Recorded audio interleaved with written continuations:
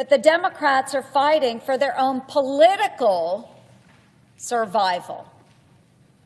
We witnessed here on this very floor earlier today the majority of Democrats vote no on paying these essential workers in the federal government. Air traffic controllers, our military men and women, the Capitol policemen that protect this complex, the staff that we see here sitting today. They voted no.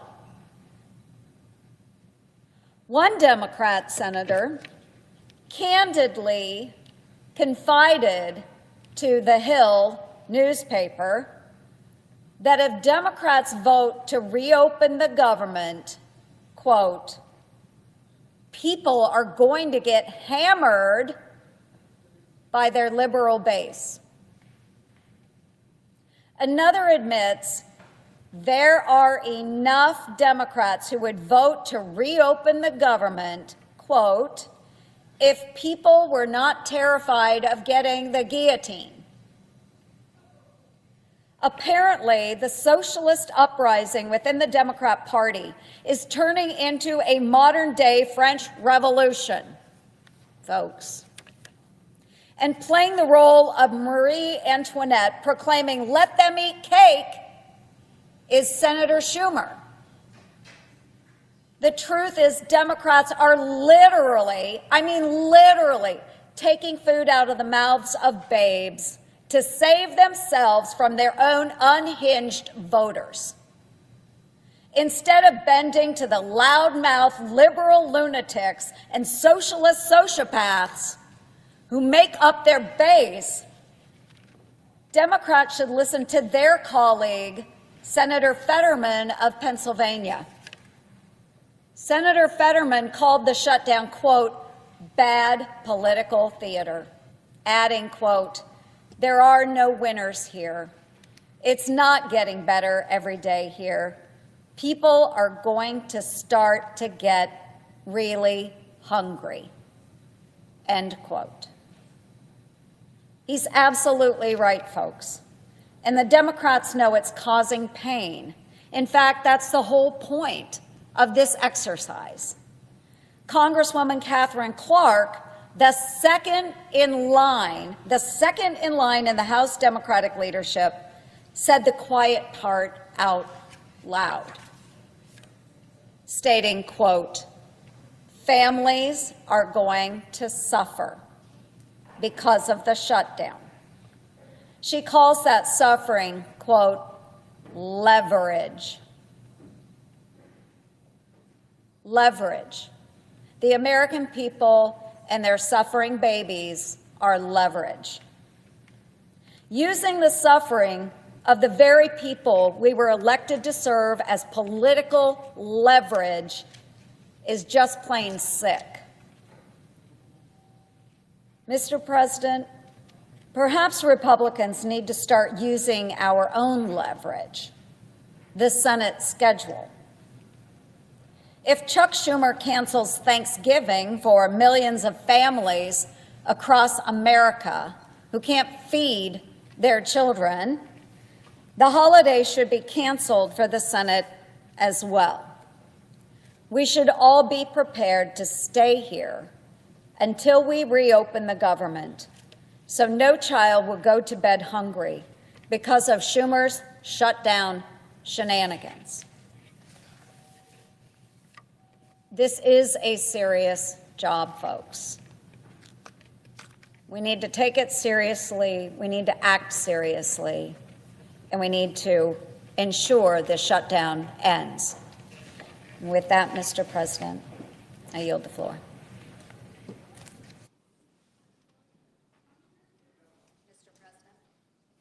Senator from Iowa. I ask unanimous consent that the Senate resume legislative session and be in a period of morning business with senators permitted to speak therein for up to 10 minutes each. Without objection. Mr. President, I have 4 requests for committees to meet during today's session of the Senate. They have the approval of the majority and minority leaders. Duly noted. I ask unanimous consent that the Committee on Environment and Public Works be discharged and the Senate proceed to the immediate consideration of H.R. 2316. The clerk will report. H.R. 2316, an act to amend the Pittman-Robertson Wildlife Restoration Act to provide that interest on obligations held in the Federal Aid to Wildlife Restoration Fund shall become available for apportionment at the beginning of fiscal year 2033. Is there objection to proceeding to the measure? Without objection, the Senate will proceed. I ask unanimous consent that the bill be considered read a third time and passed, and the motion to reconsider be considered made and laid upon the table. Without objection.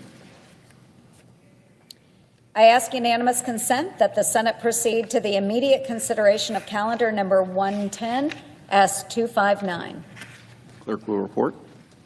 Calendar number 110 S259, a bill to direct the Federal Communications Commission to publish a list of entities that hold authorizations, licenses, or other grants of authority issued by the Commission and that have certain foreign ownership and for other purposes. Is there an objection to proceeding to the measure? Without objection, the Senate will proceed. I ask unanimous consent that the bill be considered read a third time. Without objection. I know of no further debate on the bill. Is there further debate?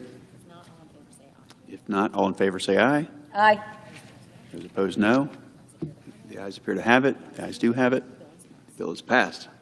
I ask unanimous consent that the motion to reconsider be considered made and laid upon the table. Without objection. I ask unanimous consent that the Senate proceed to the immediate consideration of calendar number 35 S99. The clerk will report. Calendar number 35 S99, a bill to require the Secretary of Commerce to produce a report that provides recommendations to improve the effectiveness, efficiency, and impact of Department of Commerce programs related to supply chain resilience and manufacturing and industrial innovation, and for other purposes.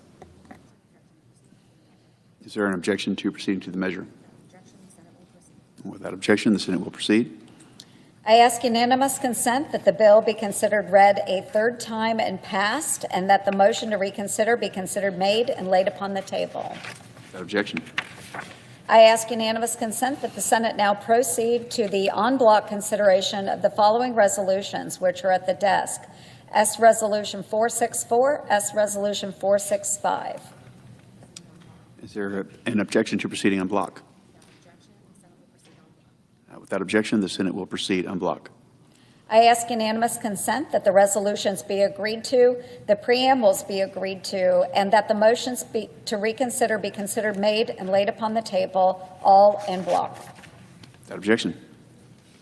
I ask unanimous consent that when the Senate completes its business today, it stand adjourned until 3 p.m. on Monday, October 27th, that following the prayer and pledge, the journal of proceedings be approved to date, the morning hour be deemed expired, the time for the two leaders be reserved for their use later in the day, and the Senate be in a period of morning business with senators permitted to speak therein for up to 10 minutes each.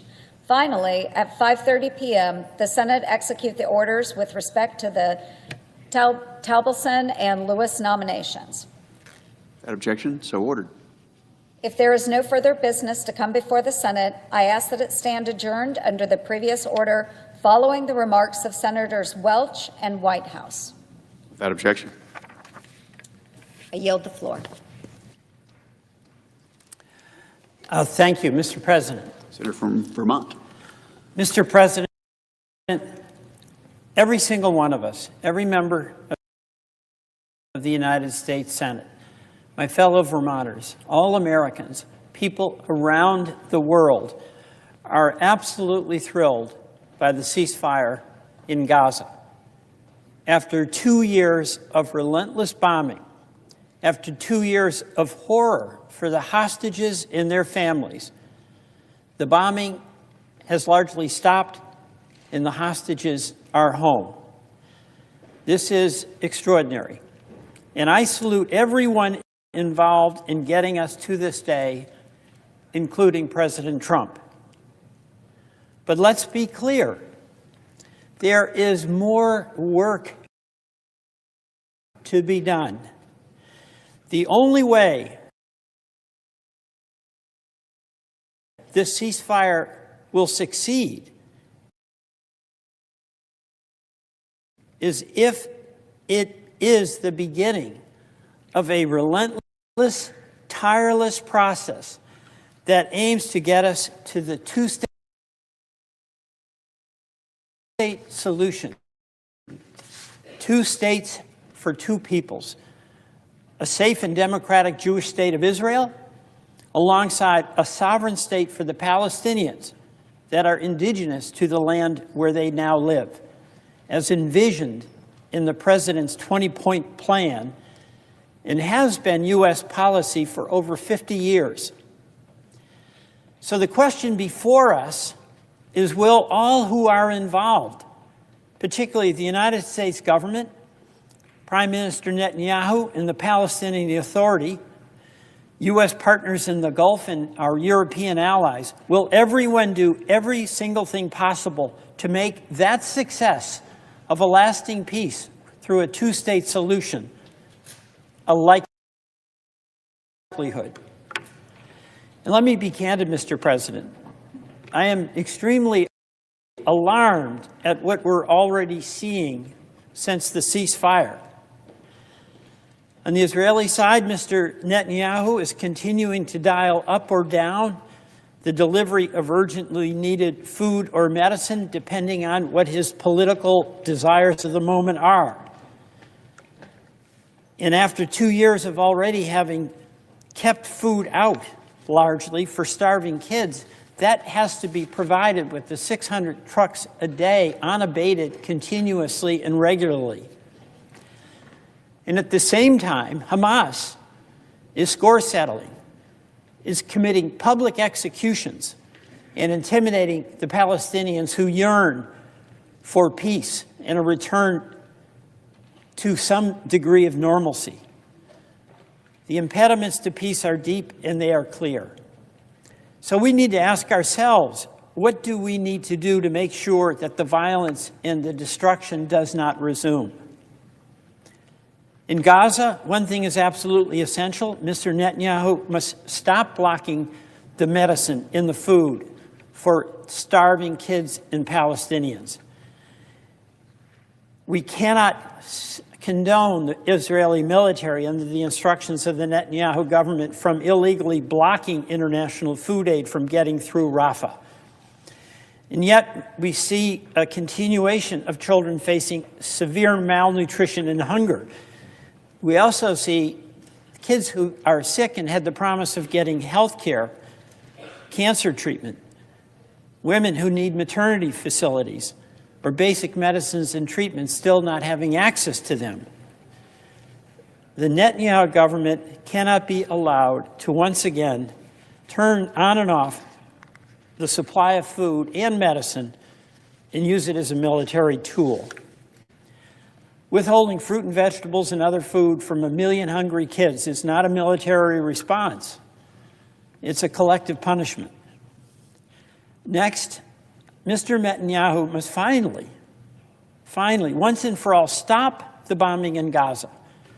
The IDF's own data shows that more than 5 out of 6 people killed by IDF bombs supplied by the U.S. over the past 2 years were civilian casualties. And those government bombings that have been renewed in Gaza this week, killing nearly 100 and injuring even more after 2 soldiers were killed in Rafah, has got to stop. These types of response bombings that were so frequent before the ceasefire, disproportionate and illegal by and large, are no more legal and as disproportionate when they're occurring after the ceasefire and jeopardize the stability and survivability of the ceasefire. So we should be calling on the Netanyahu government to reopen the medical evacuation corridor so that those Palestinian kids in Gaza with traumatic war wounds, bullets in their bodies and missing limbs can be evacuated to Palestinian church hospitals in Jerusalem. And the violence and settler attacks in the West Bank also represent an ominous threat to the ceasefire and a threat to fulfilling a true vision of peace. Gaza and the West Bank are part of what will be a separate Palestinian state.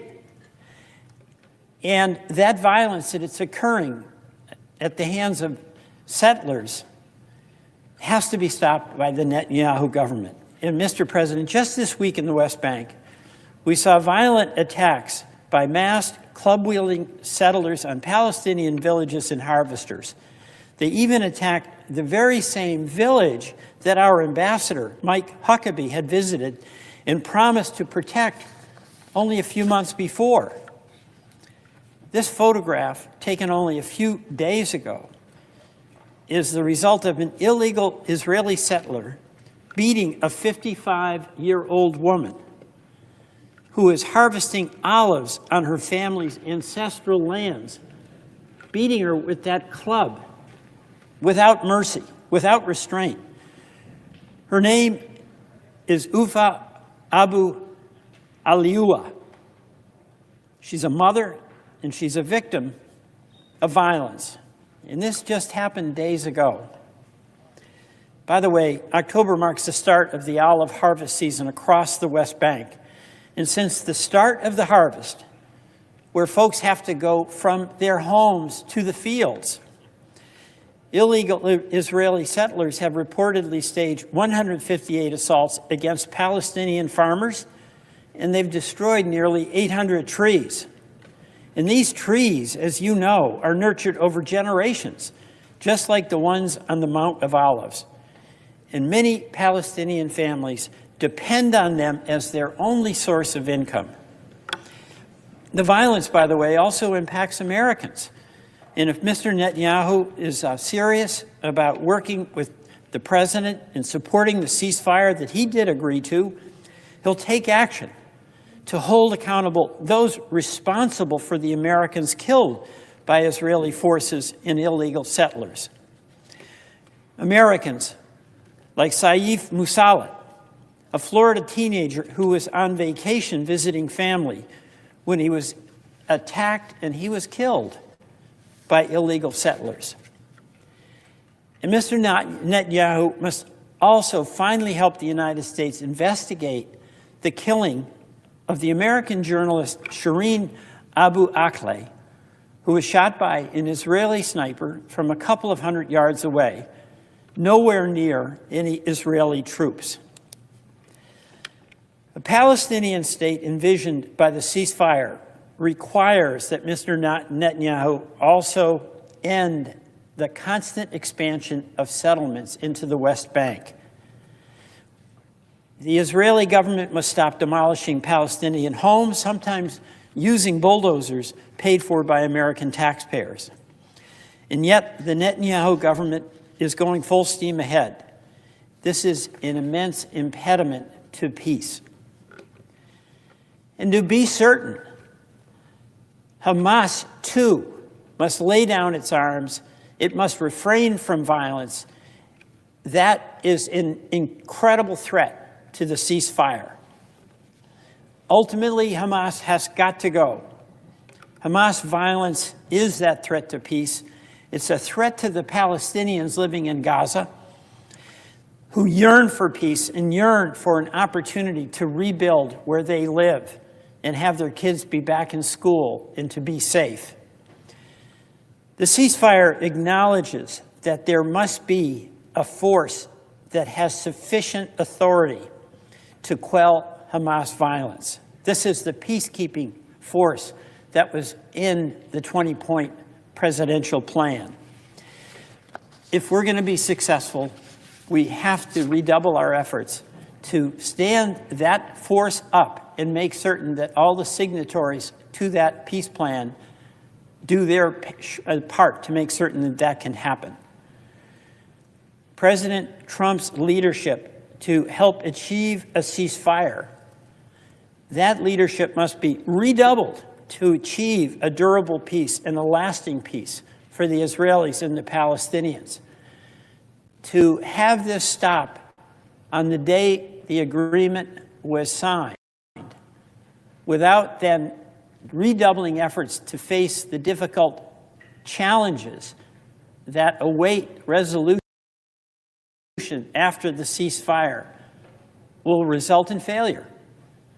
So I call on the President, I urge all of us to do every single thing we can to stay focused on the implementation of the peace plan and not turn away as though this is yesterday's problem. Because if we don't do that, it will be tomorrow's problem once again. Mr. President, I urge all of us to accept the burden of leadership that is absolutely required for the well-being of the entire region, but for the promise of Israel as a Jewish and democratic state, and for the promise of the Palestinian people living alongside in peace with Israeli neighbors. Mr. President, I yield back.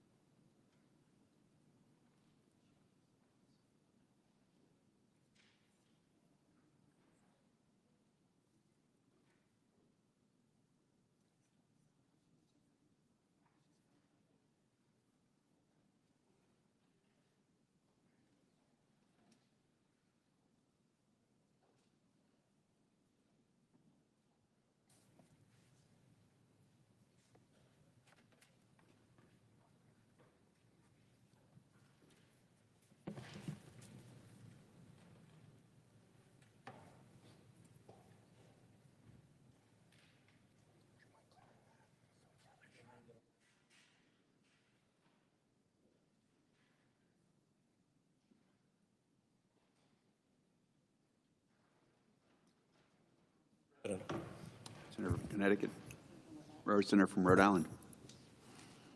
Mr. President, I rise here for the 302nd time to urge this somnolent, compromised body to wake up to the dangers of climate change, again with my trusty and increasingly battered chart. This time, my focus is on the fossil fuel industry's corrupting influence over the Trump administration and what that means for Americans. When I stood before you for the 296th time back in January, I predicted that the fossil fuel looters and polluters would take over the federal government. I am saddened but not surprised that my grim forecast has already come true. It's only October, and already it's clear that the fossil fuel industry bought, paid for, and now straight up owns the Trump administration. And it's only going to get worse. For years, I warned that if we let fossil fuel money pour into our politics unchecked, if we let dark money run rampant, and if we let polluters sabotage science, then one day the government would cease to belong to we the people, and instead belong to them, the polluters. Well, that day has arrived. Last month, I set out the fossil fuel industry's 4 phases of climate denial. Phase 1, bury the evidence. Refuse to disclose what they knew, what their own scientists were telling them. Phase 2, actively mislead the public when the evidence they had buried ultimately comes out. Phase 3, flood the political zone with dark money to buttress the climate denial fraud using unlimited funding unleashed by Citizens United. Now we're in phase 4, where an increasingly desperate fossil fuel operation switches from defense and blockade to attack. Today, I'll do a deep dive on Phase 4, the corruption and weaponization of government phase, and how it is playing out across the corrupt Trump administration. Phase 4 is different. They're not just hiding or misleading or politically obstructing any longer. In Phase 4, the fossil fuel industry fully corrupts the entire executive branch and uses the power of government to go after and crush its clean energy competition. Behind this plot are the creepy billionaires who run the industry, out to get even richer at the expense of the American people. Let me be blunt. The Trump administration does not work for you, the American people. It works for fossil fuel billionaires and their sprawling dark money corruption machine, which, no coincidence, helped put Trump in office for a second time. Don't take my word about whom they work for. An official from the White House's own new so-called National Energy Dominance Council offered, and I quote here, concierge white glove service to help keep polluting coal plants open and mines in operation. That official, by the way, previously worked for Shell Oil and Valero Energy. Every agency, every decision, every policy of this corrupt administration is in the service of its fossil fuel donors and patrons. Fossil fuels looters and polluters are running the United States government for their own benefit from the inside. President Trump, EPA Administrator Zeldin, Energy Secretary Wright, Interior Secretary Burgum, the whole lot of them is bought and paid for. So settle in, and I'll walk you through it, from the offer and acceptance to the return on fossil fuels political investment to the costs to the American people. Let's start with the moment of sale. It was April 2024. Early April. Candidate Trump was desperate. His criminal trial would begin in 4 days, and his best shot at staying out of jail was winning the presidency. But the unpopular politicians, unpopular policies just weren't moving the needle. There was one thing left to do. It was time to make a deal. Cornered and starved for cash, Trump invited the fossil fuel donor elite to Mar-a-Lago. Sensing an opportunity, into those faux guilt halls strolled the oil barons, the gas tycoons, the petrochemical magnates, the pipeline moguls. If you'd struck oil or gas in America, you likely received an invitation. And by the way, they were a little desperate themselves because their business model was failing against the relentless pressure of cheaper, cleaner, more popular renewable energy. There, at his club, candidate Trump delivered his offer. It was not subtle. No think tank jargon or super PAC euphemisms, no speaking in code.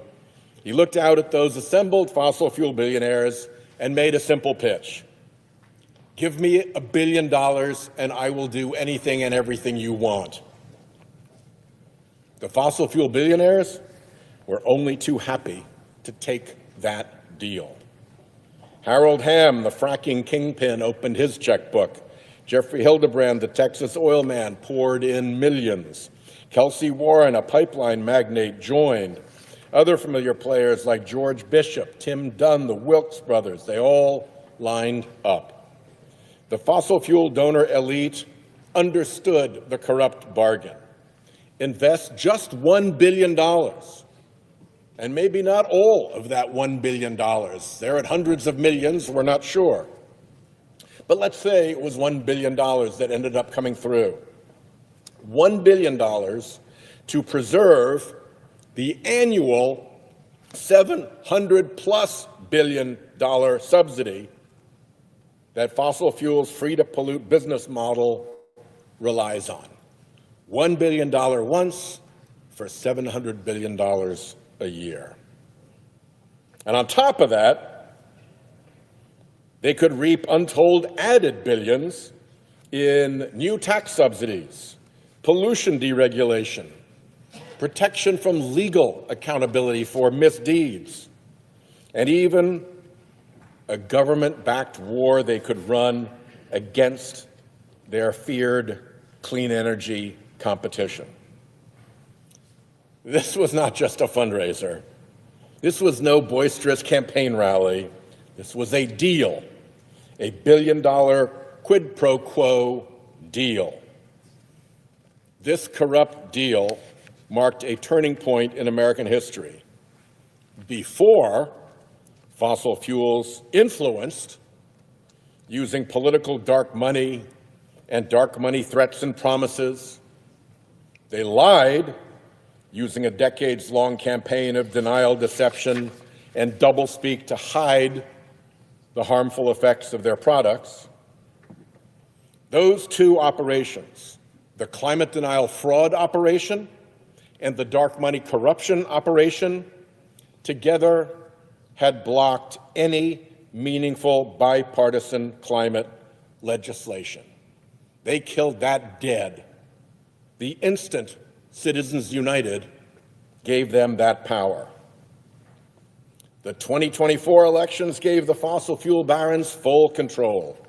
Under the Trump regime, the United States government has acted exactly as you would expect a corrupted government to act.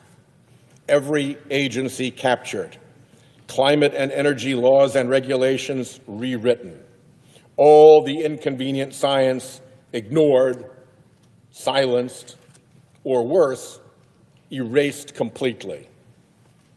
Say goodbye to government for we the people, and hello to government for them, the polluters. The entire Trump administration works for its fossil fuel donors. On January 2025, day one in office, President Trump issued industry-drafted executive orders designed to kneecap fossil fuels clean energy competition and prop up fossil fuel. One executive order even wrote wind energy and solar energy out of the definition of energy. These executive orders are now implemented by federal agencies that are in the hands of stooges of the big polluters. Let's start with the Environmental Protection Agency. There's so much rot over there, it's hard to know where to begin. So I'll start with personnel. Atop the agency is Lee Zeldin. You may know him as the erstwhile congressman from New York or the failed gubernatorial candidate. But did you know of his role as the errand boy for billionaire Trump donor and oil executive Tim Dunn?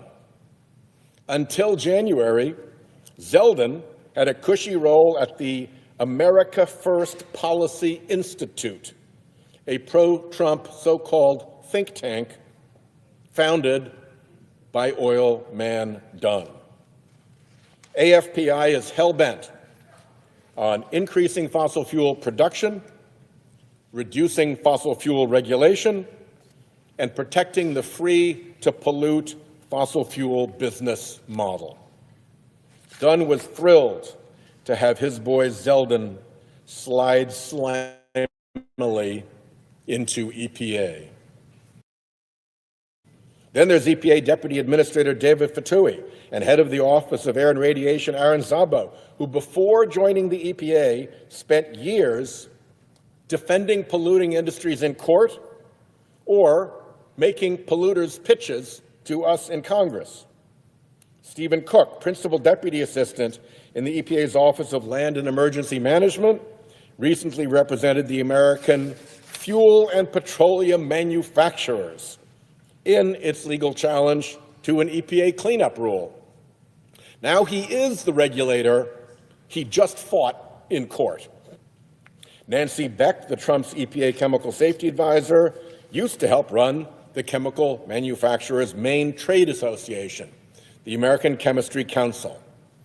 And Sean Donahue, well, he is the EPA's top lawyer, even though he has never taken a deposition, tried a case to verdict, argued a motion, or authored and signed a legal pleading. But his partner was Deputy Director of Personnel at the White House, and fossil fuel deregulation depends on usefully incompetent lawyers. The foxes are literally guarding the EPA henhouse. Once the pride of American environmental stewardship, the EPA is now turned inside out. Instead of writing rules to protect the public from pollution, it's writing rules to protect polluters from public accountability.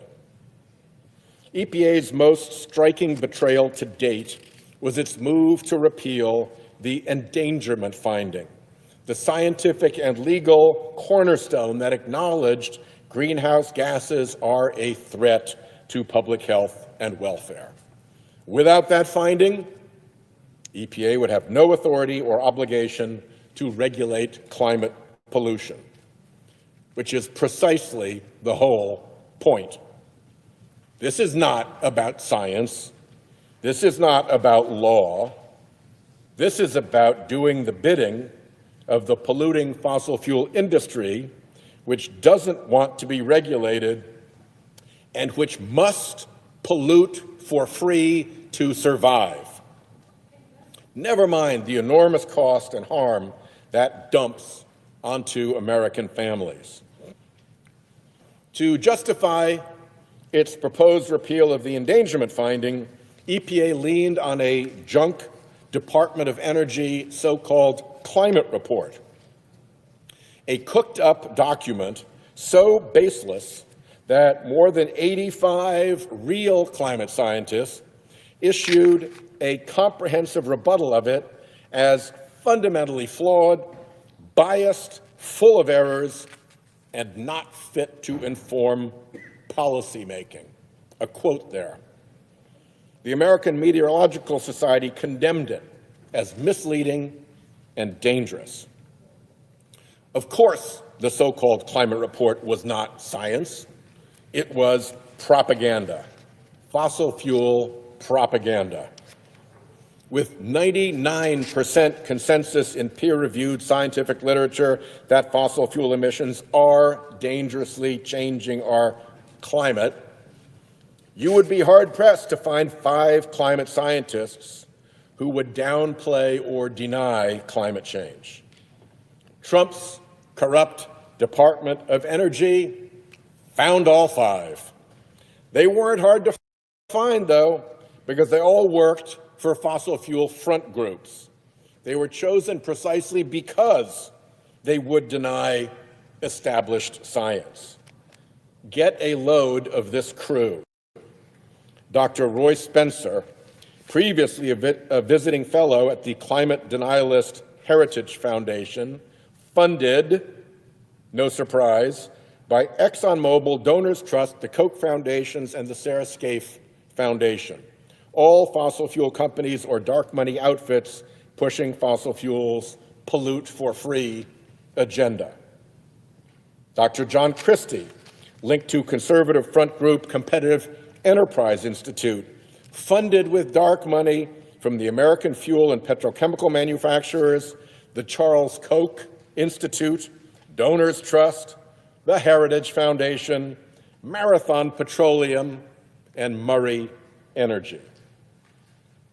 Dr. Judith Curry, who charges $400 per hour for consulting services to petroleum companies, electric utilities, and natural gas energy traders. A frequent face also here in Congress, spewing fossil fuel-funded propaganda in committee hearings.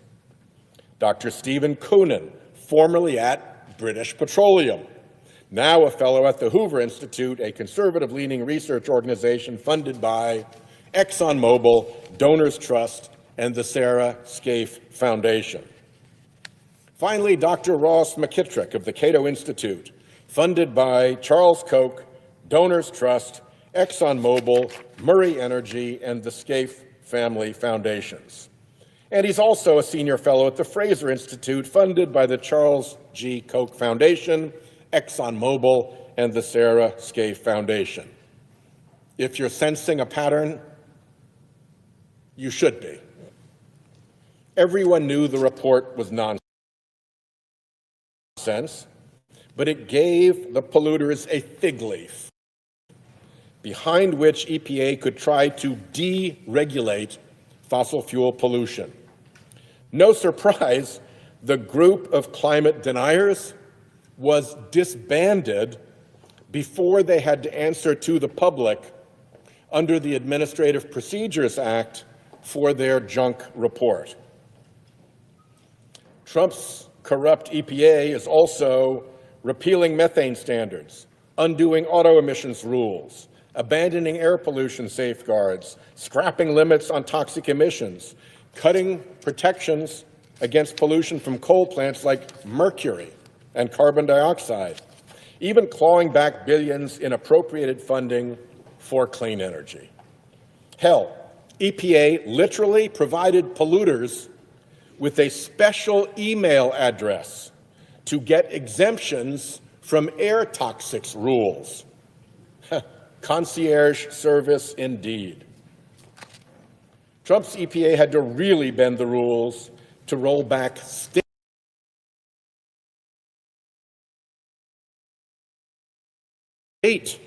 safeguards, like California's Clean Air Act waiver, created a half-century ago in recognition of California's then immense air pollution challenges and its early leadership in improving air quality.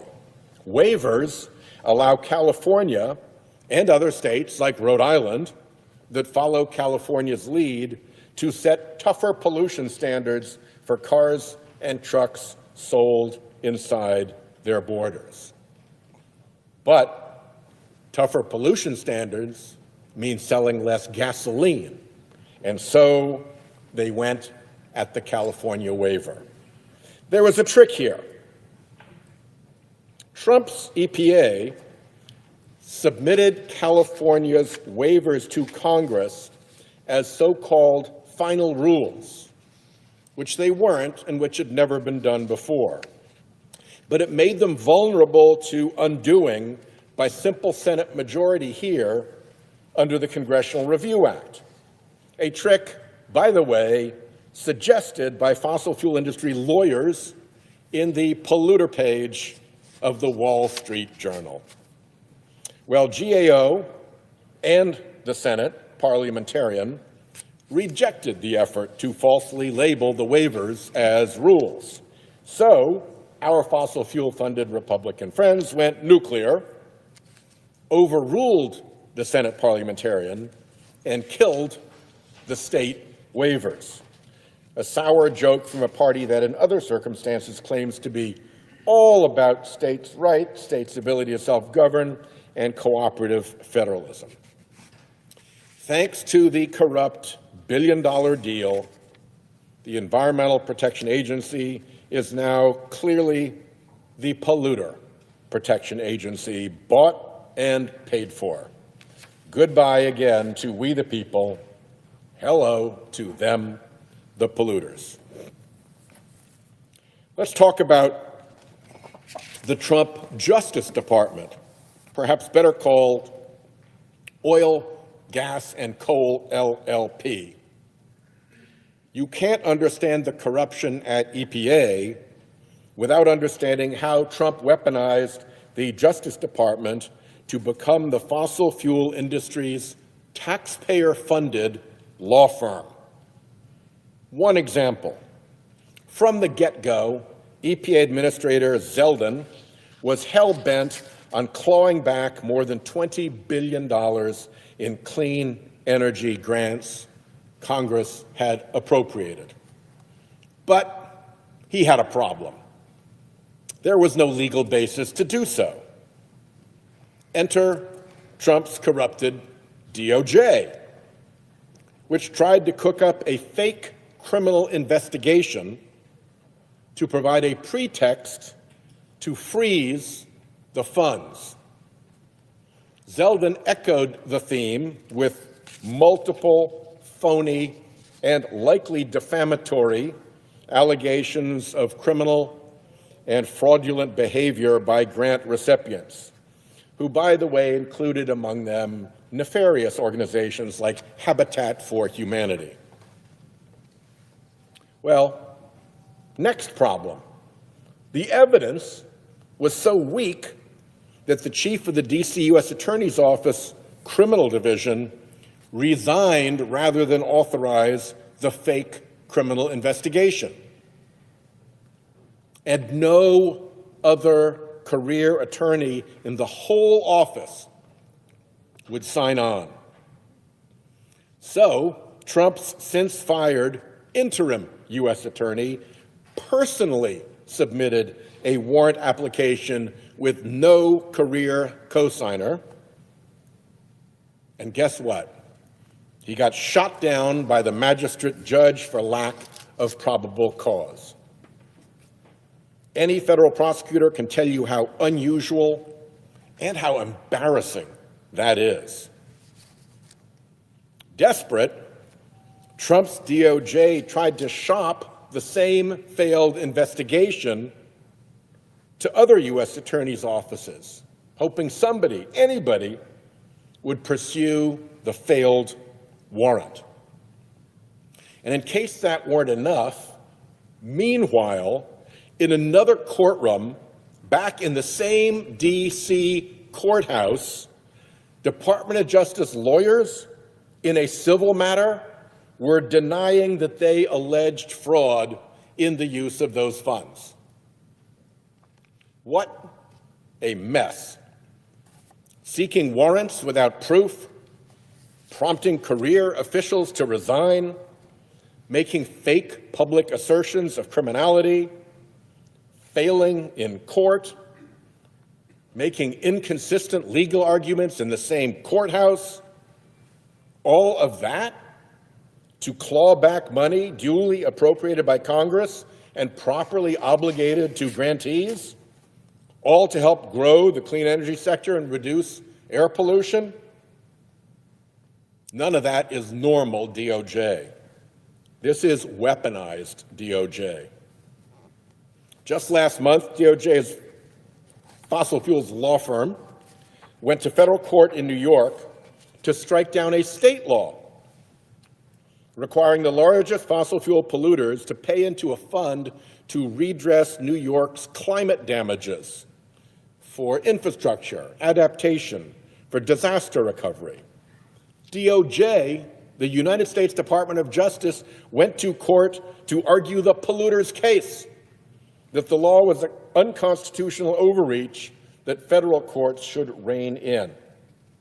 The Justice Department of the United States, paid for by U.S. taxpayers, used its resources to give a taxpayer freebie to the likes of ExxonMobil, Chevron, BP, Shell, and Koch Industries, companies with plentiful armies of lawyers of their own.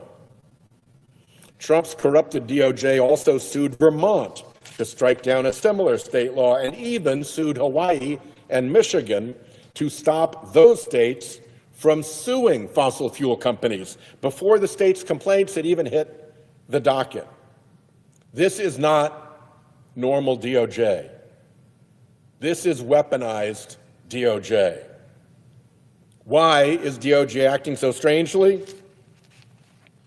As a former prosecutor, I'm telling you, this makes no sense unless you follow the money. After the billion-dollar quid pro quo deal, DOJ has become the polluter's taxpayer-funded law firm. Goodbye to we the people as the DOJ client. Hello to the new client, them the polluters. Third is Trump's Department of Energy. It's run by Chris Wright, the former CEO of an oil and gas services company, handpicked to lead DOE by, guess who? Oil billionaire Harold Hamm, who organized the Mar-a-Lago billion-dollar deal donor dinner. DOE should be advancing clean energy, supporting energy innovation, and funding the energy technologies of tomorrow, as Congress has authorized it to do. Instead, this Department of Energy has become a fossil fuel industry lackey. You've got to recognize, in looking at what is going on over there, that Trump's executive orders, supposedly to unleash American energy, are written in code. It's not a complicated code. In the code, the word energy is code for fossil fuel. Understand that, and the rest becomes obvious. And look at the behavior. Department of Energy cut clean energy grants for low-carbon technologies and for reducing emissions. Department of Energy slashed funding for solar energy by 87% and wind energy by 78%. Department of Energy created a $625 million bailout fund for expensive, polluting coal-fired power plants. During the current shutdown, Trumpsters are piling on for fossil fuel polluters, so far scrapping $7.56 billion in clean energy grants. All of them, I'm sure, by coincidence, in 16 states where Kamala Harris won the presidential election. All of this will raise costs for people. DOE knows how grids work. They know that suppressing clean energy means that the grid has to call up expensive, polluting fossil fuel plants that might otherwise be idle because they're too expensive to run. They know that this moves billions from utility customers' pockets to the pockets of the fossil fuel industry. This is not a glitch. This is the goal. Oh, and don't forget that it was DOE that cooked up the junk science report and teed up EPA to ditch its duty to regulate fossil fuel emissions. Thanks to the billion-dollar deal, Trump's corrupted Department of Energy is, by its own coded definition, not the Department of Energy, it's the Department of Fossil Fuel. Again, goodbye to we the people, hello to them the polluters. Next is the Department of Interior, once a steward of America's public land and waters. The billion-dollar deal turned it into a leasing agent for fossil fuel.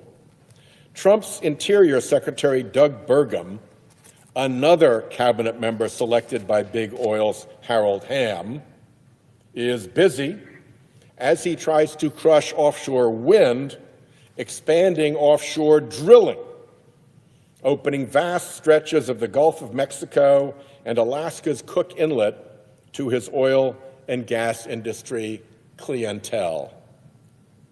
Onshore, he's handing out leases across the West.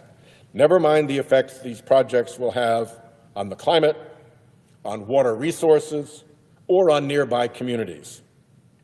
Trump's Interior is even lowering royalty fees and environmental standards to make sure drillers get maximum profit at minimum responsibility. lowering royalty fees, which are already lower than what most private landowners charge, obviously takes money directly from taxpayers and hands it to oil and gas barons, looting and polluting. At the same time, Trump's out to assassinate clean, reliable wind energy. In New York, Interior halted work on a fully permitted, under construction, 810-megawatt offshore wind farm on justification so dubious they're almost entirely redacted out of FOIA'd documents. Off Rhode Island and Connecticut, someone at Moscow Central told Interior to slap a stop work order on Revolution Wind when it was nearly finished. Get this. Government lawyers had to go into court and make arguments exactly opposite to arguments they had made defending the same project in the same courthouse just weeks before. No surprise, the fake stop work order cratered in court, but those corrupt shenanigans cost the project at least $60 million. Here, it's not just blue states. Out west in Idaho, Interior reversed approval of Lava Ridge, a 1,000-megawatt wind project that suddenly had legal deficiencies. Why would the federal government sabotage clean energy projects on their way to completion? Follow the money. It goes to fossil fuel donors. Every electron from clean energy that gets delayed is an electron that gas and coal barons get to burn fossil fuel to sell. And since wind and solar energy are actually cheaper, your utility bills go up. It's a direct transfer of cash from American families to fossil fuel companies and their billionaire owners. Interior has even started to auction off wildlife refuges, treasured places that should be sanctuaries for threatened species. Oil and gas companies are now invited to bid on land set aside for conservation. National parks face budget cuts, lost protections, and industrial projects right at their borders. Trump's corrupt interior is no longer about preserving these landscapes for future generations, but about what can be extracted from them now by big donors. The public loses cherished lands and protections that took decades to establish, all for a short-term fossil fuel payday. Interior ignores tribal consultation, pressing forward with drilling projects on ancestral lands without meaningful dialogue or consent. Tribal governments and Native communities, just obstacles to be brushed aside rather than sovereign partners with legal rights. This behavior echoes a long, shameful history of disregard for indigenous voices when fossil fuel profits are at stake. This is no all-of-the-above energy strategy, as the administration claims. It is a fossil fuel-first strategy that kneecaps clean power while supercharging oil and gas. The Interior Department is now basically the auctioneer for oil and gas leases. Public lands are no longer treasures for the people, they are commodities for the polluters. So again, goodbye government for we the people, hello government for them, the polluters. Last, we have the State Department.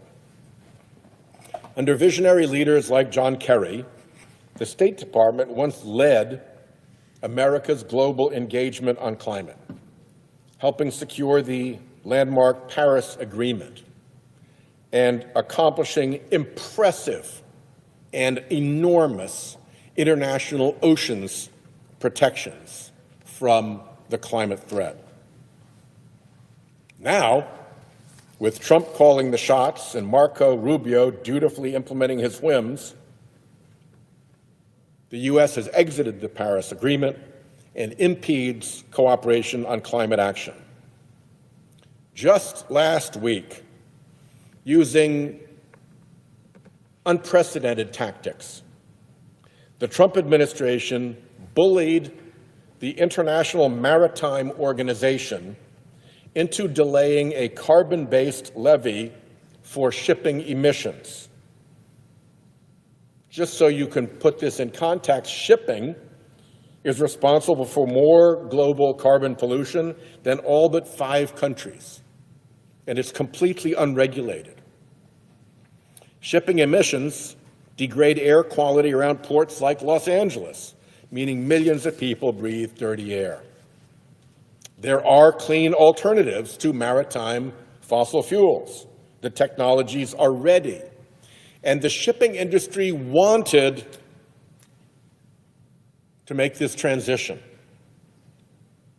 Plus, there's almost no cost to consumers. There's almost no American ship involved. But the Trump administration wouldn't have it, because every ship that runs on green ammonia or some other pollution-free fuel means one fewer ship that runs on bunker oil or LNG. And that means less money into the pockets of Trump's fossil fuel donors. Plus, it was a threat. It was a threat to the free-to-pollute business model that fossil fuel wrongfully depends on. So, we'll find out more about this, but with truly unprecedented tactics, the corrupt Trumpsters went full Al Capone, or maybe it should be called Oil Capone, to crush it. I should add that when I said last we had the State Department, that wasn't completely accurate, because Trump has put the whole of government in the service of his fossil fuel donors, not just the cabinet agencies. I'll just give one example: the Army Corps of Engineers. The Army Corps has a long and proud history, with a primary role to build and maintain flood control and safety infrastructure, levees, seawalls, and the like. The Army Corps also has a role in permitting energy projects. And last month, it announced that it would prioritize projects that are energy dense. Energy dense. In other words, those that generate a large amount of power on a relatively small footprint of land. Energy dense is a made-up thing. It is a fake concept, reverse engineered from the result that they want to achieve through it, to favor supposedly energy-dense fossil fuel projects over wind and solar farms that are more spread out. Except it's fake. Energy density, if it were real, would count the spread of pollution from fossil fuel plants, like soot particulates that can travel hundreds of miles, or greenhouse gases causing global harm. If it were real, it would count the huge supply footprint these fossil fuel plants require to run, the mining and drilling for coal and oil and gas, and all the related environmental destruction, the trucks, railroads, and pipelines spewing and leaking that deliver the fuels. In real life, the wind and sunshine that power renewable power plants have no footprint at all. The real-life footprint of fossil plants, it's far larger than renewable plants. Yet, in fake, corrupted Trump world, fossil fuel plants will get their permits expedited while the corrupt Trump administration stalls renewable facilities over made-up energy density. Seriously, does energy density sound like a policy based in reason or is it based on campaign cash?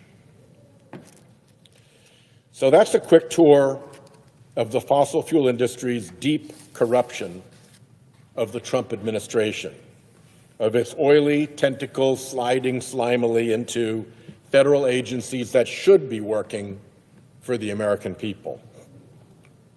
But this is also a story about who picks up the bill, who pays when government is corrupted.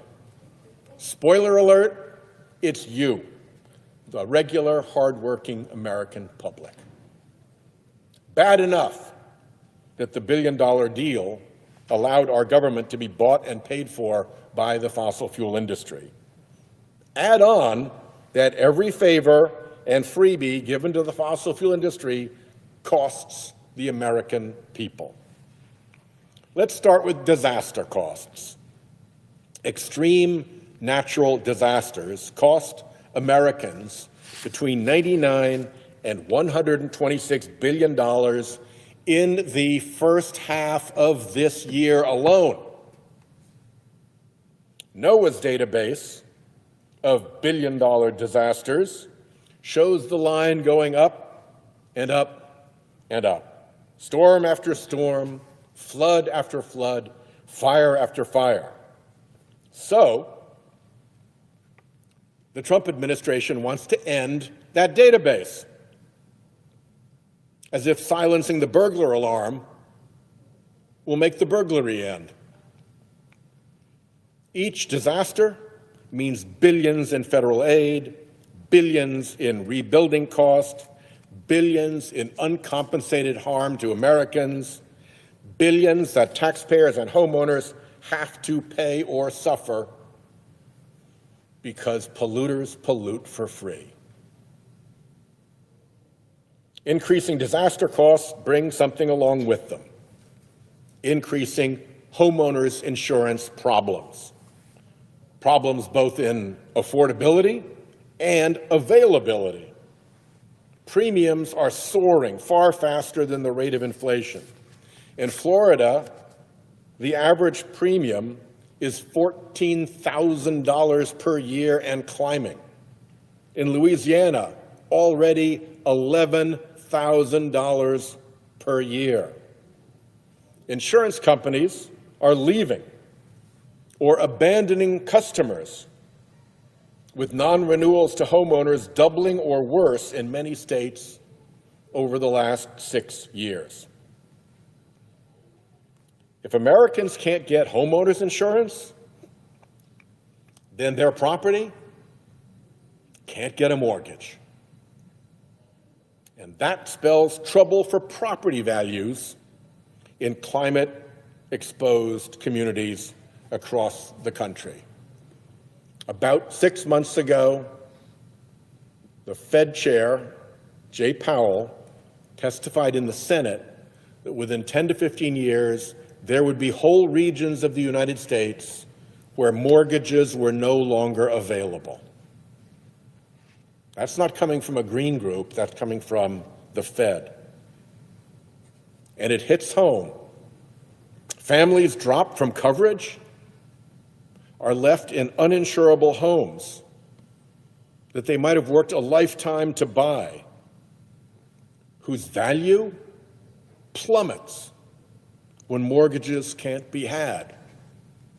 This is all fine fun and games if you're a Palm Beach billionaire selling your mansion all cash to another billionaire. But in real life, it's devastating for hardworking people, say a tradesperson living near Orlando, trying to sell their family's biggest single investment. They bought that home with a mortgage. They need to sell it to someone who can get a mortgage if they're going to get their price. With no mortgage, the price crashes. This is a cascade. It starts with fossil fuel emissions, which amp up climate risk, creating an insurance crisis, making properties unmortgageable, crashing homeowners' property values, and cascading into full-on economic recession. The warnings of this abound. And if fossil fuel weren't so powerful in this building, they'd be listened to. Your premiums go up, or your coverage disappears, and your home value plummets. And what does the Trump administration have to say about this? Well, they're not listening to you. They're lying to you because they're so deep in the pockets of the polluters who caused it all. Energy bills. Energy bills are getting out of hand. Several things drive this. First, we subsidize fossil fuel, locking in fossil dependence, so consumers get roasted whenever the international oil cartel jacks up global commodity prices, which we see them do all the time. Second, U.S. consumers pay more when the fossil fuel industry decides to export oil and gas for higher prices overseas. And there's less domestic supply because it got exported, and when there's less domestic supply, that predictably raises prices. The Trump administration forcing utilities to run aging and expensive coal and gas plants that were slated for retirement will likely add $3 billion per year to your electricity bills. $3 billion. But your added cost is fossil fuels' added revenue. You're the one getting cheated. The biggest hit will come from Trump sabotaging clean energy technologies. Technologies that already produce electricity at lower cost. Here's how it works. When less expensive clean energy can't get on the grid, expensive polluting fossil fuel plants that would otherwise be idle as too expensive to run get called up instead. Those more expensive plants then set the price for the grid, and your costs go up. The trick is that the fossil interests that own and fuel those cost-setting plants get an enormous payday. With clean energy on the grid, their revenue can drop to zero because that plant is too expensive to run. But you back out the cheaper clean energy, or you don't let new clean energy on the grid, and suddenly that plant roars back to polluting life. And the money flows to the plant owner, and the money flows to the fossil fuel dealers that bring the fuel to the plant. It is a direct transfer from ratepayers' pockets to fossil fuel barons. And they're hoping you won't figure that out, that you'll blame it on the electric utility and not notice how the grid is being gamed by fossil fuel. Working families and small businesses are getting stuck paying the bill for a system that has been rigged by the Trump administration for big oil's benefit. Climate brings health dangers, and those health dangers are real. Fossil fuel production and combustion release toxins, benzene, hydrogen sulfide, particulate matter, to name just a few. And they have an effect. Children near fossil fueled power plants and oil and gas wells suffer higher rates of asthma. Nearby communities experience higher rates of cancer, heart disease, and neurological damage. Air pollution just from fossil fuel production and combustion costs the average American about $2,500 in extra health care expense.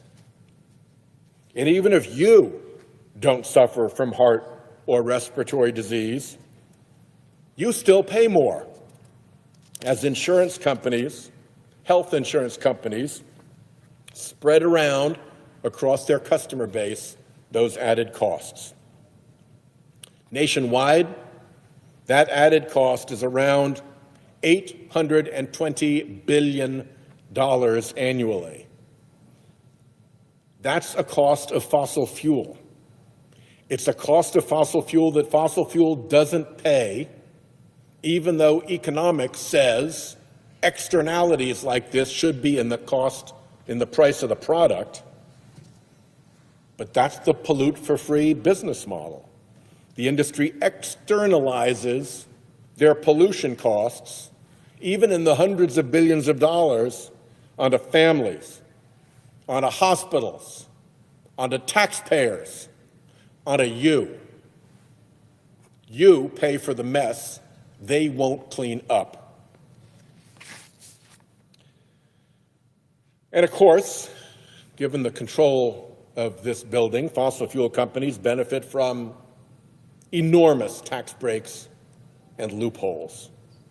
This lost tax money means lost school funding, lost infrastructure funding, lost health care dollars. Real people lose real benefits. Just for one example, the corporate welfare polluters get just from direct fossil fuel subsidies could provide 3 million families with SNAP benefits, food for their kids and families. The billion-dollar deal at Mar-a-Lago takes tax money straight from regular American taxpayers and hands it to billionaire oil barons. Last, let's consider lost opportunity. Because of fossil fuel corruption here at home, the industries of the future are now developing more overseas, abroad. The jobs of the future are being created abroad. The technologies of the future are being developed abroad. Here in the U.S., fossil fuel is diligently out to destroy these opportunities and the jobs and the future that comes with them, to protect its dying business model that cheats in the market while making our air smoggier and our water dirtier, polluting for free. China races ahead in renewable energy, electric vehicles, and clean technology as America is dragged further and further behind by fossil fuel political interference.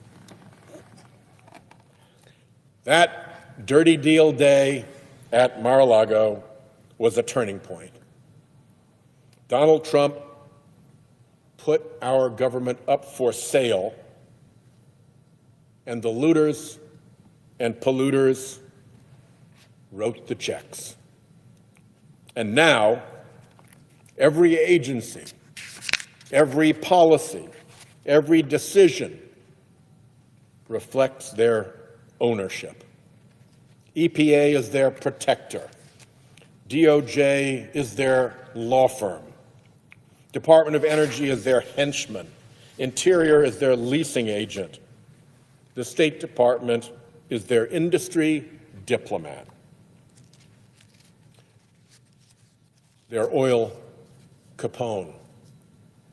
The repeal of clean energy programs Trump got in his Beautiful for Billionaires bill is expected to cost the U.S. economy $1.1 trillion by 2035. In a decade, $1.1 trillion lost to the U.S. economy. That's a loss to all of us. Meanwhile, fossil fuel CEOs rake in as much as $40 million a year. Their companies make $30 billion a year. And the industry sponges up government subsidies of over $700 billion a year. That $700 billion is the bill the American people foot every year in more disasters, higher insurance premiums, higher electricity and fuel costs, worse family health, lost good jobs, and a dwindling economic future. With less clean energy, there will be more emissions. And with more emissions, there will be more disasters, pushing us towards the great climate insurance collapse. Everywhere are warnings from insurers, from economists, from bankers, from regulators, from the big short guy who predicted the Great Recession, from The Economist magazine, even from climate-shy Fed Chair Jay Powell. Warnings abound. Warnings are everywhere of climate economic disaster ahead. Is it too late to wake up? I hope not. Though for sure, our pathway to climate safety, it's narrowing. If we're going to solve the climate danger, we're going to have to take on the democracy danger. We do not have to accept the United States of America turning into a petrostate. We can still act. We can pass the Disclose Act to expose the dark money that enables fossil fuel corruption.